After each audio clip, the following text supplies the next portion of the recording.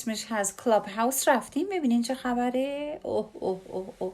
یا منم اونجا تشریف دارم. حدود یه هفته است که از این به اتاق، از این اتاق به اون اتاق در حال پرسه زدن، فضولی کردن اینا هستم. آره والا.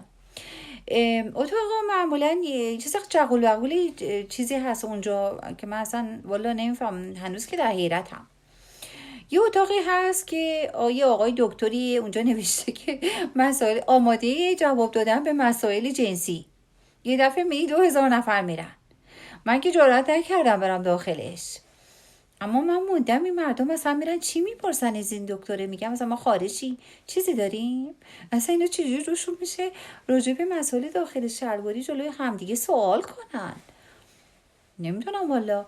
یه اتاق هست که اصلا میگه راجع به کوکو سبزی صحبت کنیم. آره والا، کوکو سبزی.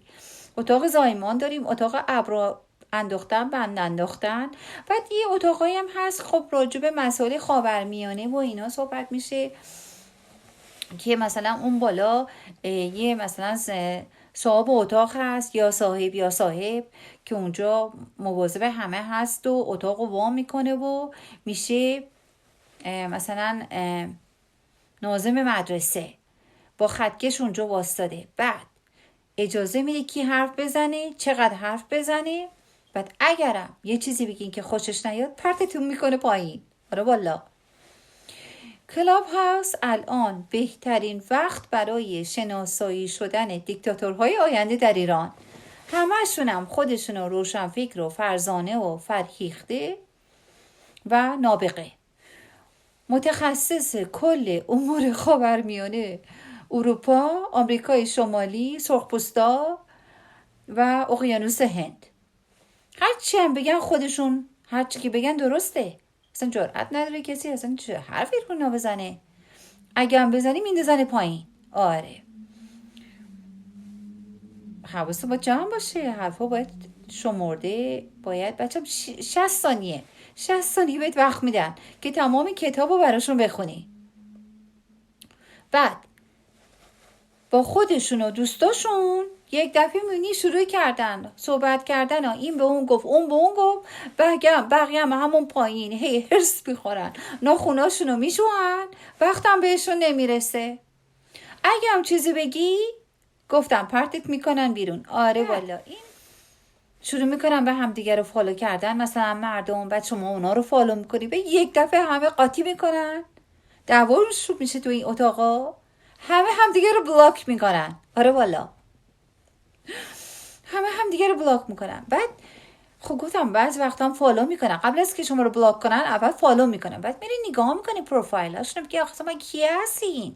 این کی است که داره منو فالو میکنه؟ یا مثلا من دارم کی رو فالو میکنم؟ شما میری میخونین مثلا بیوگرافیشونو، میبینین همه از دم دکترا، دکتر مهندس، دکتر، وزیر، یا وزیران قبلی یا وزیران بعدی، همه دکترا. یک دونهشون بدون دکترا نیست. آره والا. حالا شما اگر فردا بگین همه تو بردارین دکتر مثلا مدرک دکتریتون رو بیارین، دکتراتون رو، فکر نکنم 5% بتونه دکتراشون رو به شما نشون بده. اما همه فعلا اونجا دکترا دارن. گفتم یه خودم از اوضاع کلاب هاوس براتون صحبت کنم، خیلی جالبه. آره، ماهیت کلی افراد بدون چهره، فقط با صدا. در کلاب هاوس رو به راحتی میتونی تشخیص بدی کی کیه، چیه. آره والا. فقط حواستون جا درست باشه. بعضی اتاق هم تازه میرین توش، میبین مثلا طرف میگه من انگلیسی، من فارسی ندانست، من خیلی وقت آمریکا بود، ایران نبود، انگلیسی خوب فارسی ندانست، میبخشید. بعد شروع میکنه طرف مثل بلبل فوش خواهر مادر. خلاصه که دنیاییه، دنیای عجیبیه، دنیای غریبیه، دنیای دیکتاتوریه، دنیای پرروییه. بعضی اتاق هم اصلا میشینن غیبت میکنن پشت سر هم دیگه. آره والا، فقط غیبت. و مثلا طرف میره بالا تو اتاقه، اصلا دیگه نمیتونی بکشش پایین. میگه هی خودش میگه من اینم، من اونم، من این کارو کردم، من اون کارو کردم. ای بابا، خب بیا پایین. آره والا. یه چند تا اتاق هم هست که 2 از این اساتید محترم اونجا صحبت میکنن که آدم لذت میبره. اما بقیهش رو گفتم.